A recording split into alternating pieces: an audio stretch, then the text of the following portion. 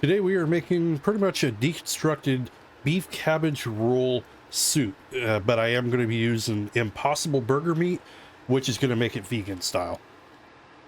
And then we have about 3/4 of a cup of white rice, uncooked. I have a little over half of a head of cabbage chopped up. 4 cups of vegetable broth, and I'm using Better Than Bouillon vegetable base. A couple tablespoons of garlic. Couple tablespoons of brown sugar. We have a mixture of some paprika, some pepper, some oregano, and some salt. And I got 1 full diced onion. And then we got some diced tomatoes. And I have 1 small can and 1 large can of tomato sauce, equaling just a little over 20 ounces. You could use 3 of the smaller cans. I'm going to start off by cooking the onions. As most people know who do follow me, I like my onions to be more on the caramelized side. When I use them in just about everything, it just gives it a lot better flavor. I also just realized that I forgot one of the ingredients off of my ingredient board, which are diced carrots. You don't have to use them. I definitely am going to, and I'm going to use about a couple carrots worth diced up. I want to get these onions sauteed up almost to a caramelized stage. To me, it just brings out a lot better flavor, and I like my onions nice and tender whenever I eat them. This is about where I like to have my onions, personally.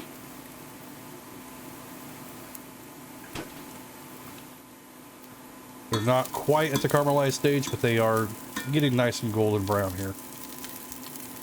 And now I'm going to go ahead and I'm going to add our Impossible meat in.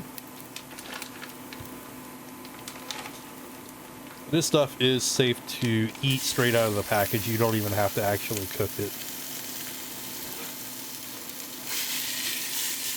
We're going to go ahead and just get everything broken up and get it sauteed up here, get it brown. It's crazy to me how similar it does smell to beef, though. Once our meat is looking pretty brown here, I'm going to go ahead and add those carrots in that I forgot to have on my cutting board there. I'm also going to add in the rice.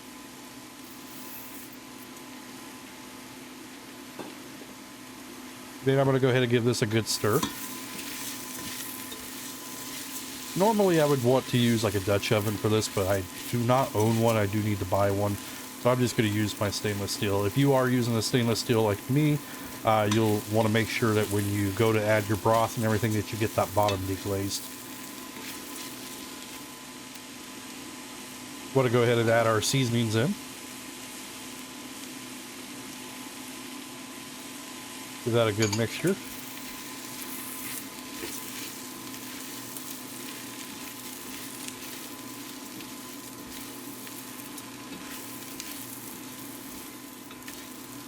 So go ahead and add the sugar.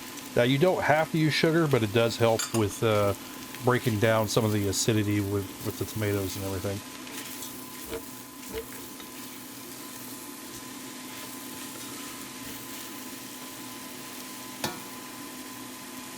I'm going to go ahead and add our broth in.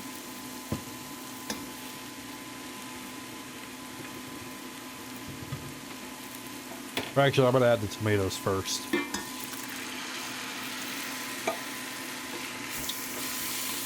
There is some stuff stuck at the bottom, so definitely want to make sure I get that deglazed.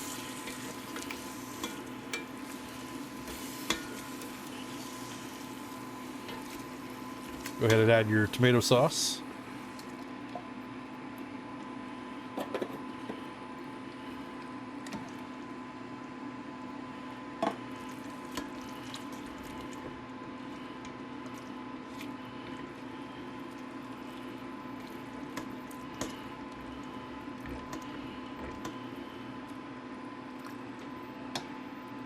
We'll go ahead and add our vegetable broth now.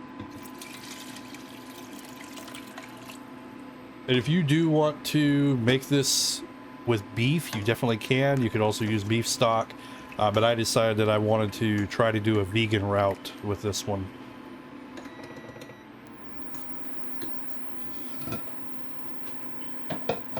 Go ahead and add our cabbage in.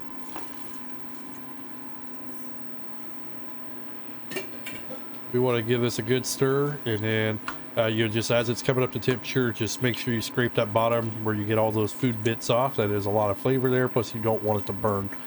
And then we're just going to bring this up to a boil, and then I'm going to lower the temperature down to a simmer. All right, I brought it up to pretty close to a boil here. I'm going to go ahead and give it one last good stir, making sure that there's nothing sticking at the bottom here.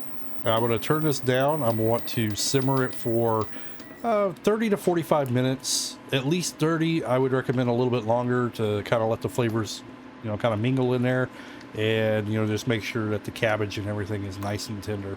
We're going to go ahead and put a lid on this and let it go ahead and simmer. We'll come back here in just a little bit.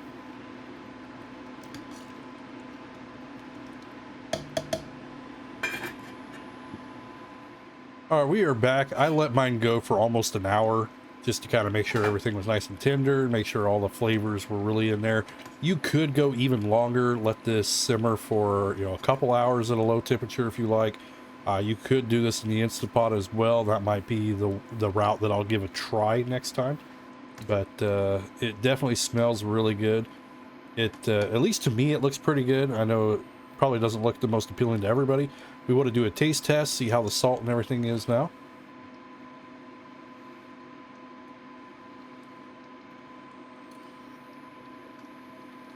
I think you could use just a little bit more salt, and I usually like to wait till the end, just because with adding like the broth and everything, that is going to add a little bit of saltiness. As you cook it, things are going to kind of reduce down, and you just don't want to have too much salt there in the beginning. It's always easier to add more than it is to remove it. But we are pretty good right here. All right, let's go ahead and plate up our soup. I've also put the kind of a price breakdown up on the screen to kind of give you an idea of what we're looking at to create this whole meal. Also, if this is something that you do like, I can try to implement this a little bit more into my videos. Roughly, this was under $10 to make. The biggest cost was that Impossible Beef. As you can see, at $5.96 is what it cost for it. It's about $8 a pound. That was a 12-ounce package. Everything else super cheap. So this is definitely a really cheap meal that you can make. Let's go ahead and give this a try here.